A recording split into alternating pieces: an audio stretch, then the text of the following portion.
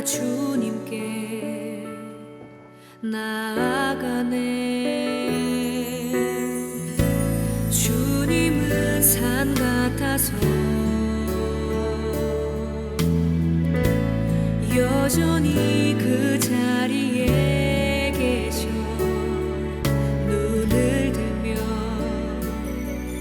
보이리라 날 위한 그 사랑. 주는 나의 꿈이시며 주의 계획 영원하시네. 주의 위엄 앞에 믿음으로 순종해 예배드리리. 주님께서 날 이끄시며 주가 항상 함께 하시네. 주의 사랑 안에 믿음으로 순종해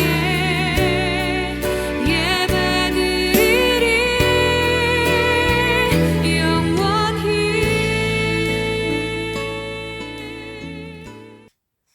여러분 반갑습니다. 주일 잘 지내셨죠?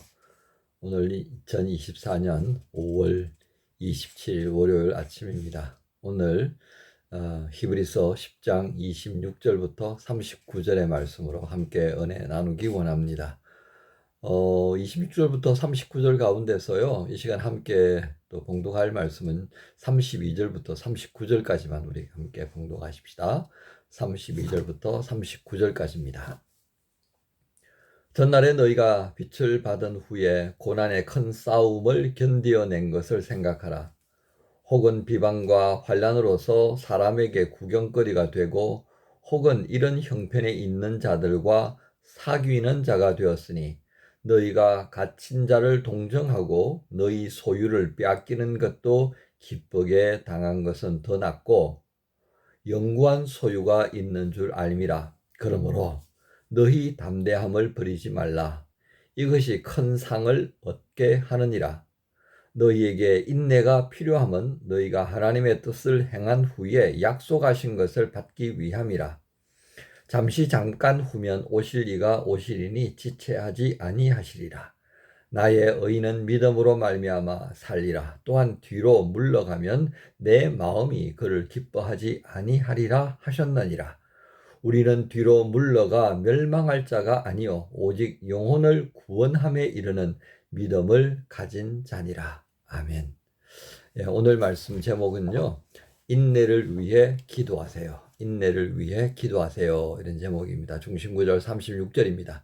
너희에게 인내가 필요함을 너희가 하나님의 뜻을 행한 후에 약속하신 것을 받기 위함이라. 여러분, 인내가 우리에게 필요한 이유, 또 인내를 하지 못했을 때, 인내하지 못했을 때 어떤 결과가 오는지 오늘 말씀 26절부터 39절까지에 기록되어 있습니다.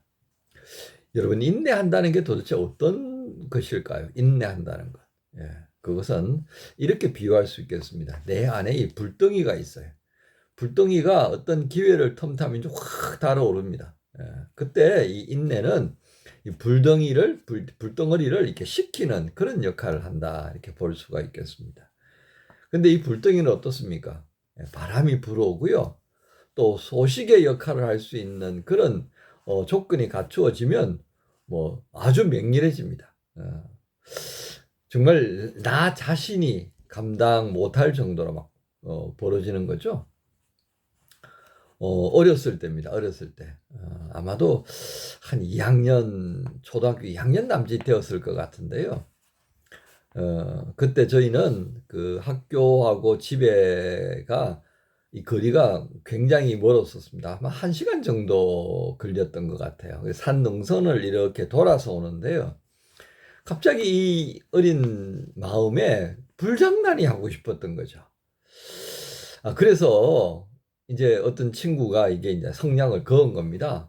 그런데요, 이게 갑자기 바람이 부니까 어떤 상황이 벌어졌을 것 같아요. 와, 이거 막 큰일 난 거예요. 막 불이요. 이게 길을 벗어나가지고 산으로 이제 올라가는 거예요. 저희 친구들 한 세네 놈이 이렇게 불장난을 하다가 바람이 불고 이렇게 난리니 하니까요. 어떻게 됐을 것 같아요. 와, 이거 큰일 났다. 그래가지고 이제 저희는 그때 이 초등학교 때도요. 검정색 교복을 입고 있었거든요. 그걸 벗어가지고 이제 두드려 패는 거예요. 그게 껐어요. 어떻게든. 껐어요. 끝나고 난 다음에 우리 얼굴을 서로 보는데요. 아유, 정말 가관이 아닙니다. 시큼시큼하고요. 머리는 타서 거슬려져 있고, 코는 시큼하게 막 얼음이 묻어 있고, 장난 아닌 거예요. 집에 가서 빨리 씻어야 되겠다고 그러고 가는데, 집에 들어가는데, 이제 어머니가 그걸 보신 거예요. 뭐, 그 다음에는 뭐 말 안 해도 잘 알 것입니다. 이렇다고 이게. 불길요? 장난으로 조금, 아이고, 택도 없습니다. 우리가 생각하지 못했던 바람이 불어오니까요. 와, 이거 얼마나 겁나는 상황이 벌어졌는지요. 그렇습니다. 우리에게 이 바람이 불고 불쏘시개 역할을 할 수 있는 게 엄청 많아지면요. 이 인내하기가 너무 힘들다는 것을 볼 수 있는 것입니다. 실제로 이 인내가요. 내 안에 있을 것 같지가 않다라는 것을 살면서 느꼈습니다. 가인이 아벨을 죽였을 때를 보세요. 시기와 미움, 질투가 불쏘시개가 되어서 가인을 불태워버린 거죠, 사실은. 예. 근데 이 가인이, 이 아벨이 자기 동생이잖아요. 가인이 아벨을 죽일 정도의 어떤, 이 정오심, 그거 조절할 수 있을 것 같다 싶지 않아요? 동생인데. 저는 이 가인과 아벨의 모습을 보면서요. 우리 안에 이 분노를 잠재운다는 것이 과연 있을까? 인내한다는 게 이게 가능할까 싶은 생각이 들기 시작했습니다. 즉, 저는 이렇게 말씀할 수 있겠습니다.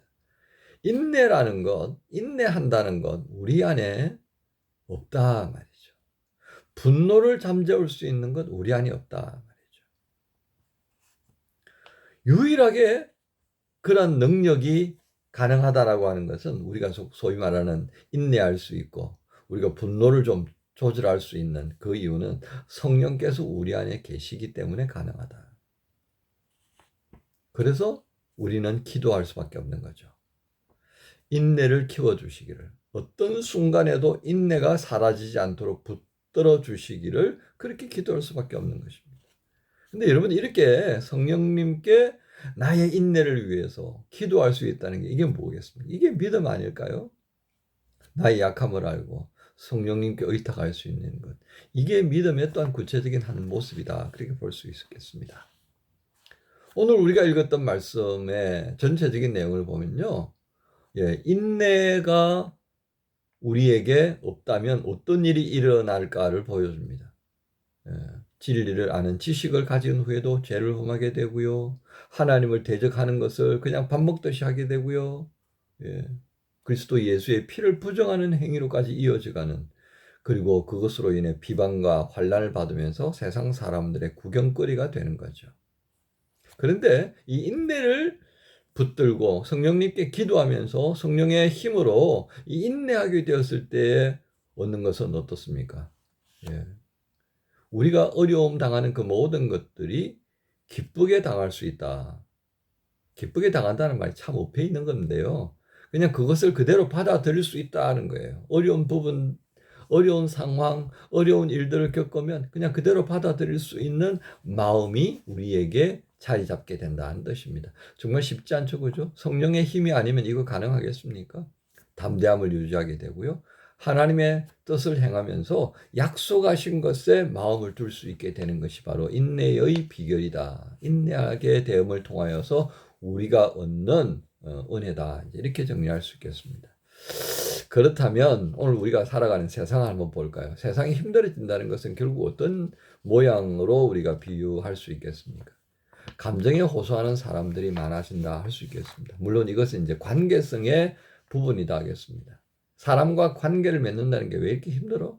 그 말은 우리 사람들 사이에 인내한다는 것보다는 감정에 호소하는 경우가 많기 때문에 힘들다. 이제 그렇게 말할 수 있다는 것이죠. 또 나 자신에 대해서 참 많이 힘들다라고 하는 것이죠. 나 자신에도 힘들고 다른 사람과 관계 맺는 것도 힘들고 하니까 결국은 돌파구를 어떻게 찾는 것 같아요? 돌파구를 찾으면서 술을 찾고 약을 찾습니다. 그럼 어떻게 되겠어요? 몸과 마음이 함께 만신창이 되는 것입니다. 중독 정세를 일으키는 거죠. 그런데 기왕 우리가 중독될 것 같으면 이 술이나 약이 아니라요. 오늘 성경은 우리에게 무엇을 권합니까? 하나님께 좀 빠져봐라는 거예요. 하나님께 좀 빠져봐라. 성령님께 기도하는 것에 좀 빠져봐라.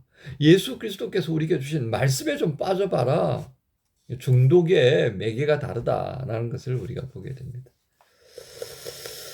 여러분, 이렇게 되면 결국 우리는 하나님의 뜻을 행하는 사람이 되는 것입니다. 인내하고 하나님의 뜻을 행하는 사람. 바로 그 사람이 믿음을 가진 사람의 모습이다. 이렇게도 볼 수 있겠습니다. 그렇게 해서 하나님의 뜻을 행하게 되면요.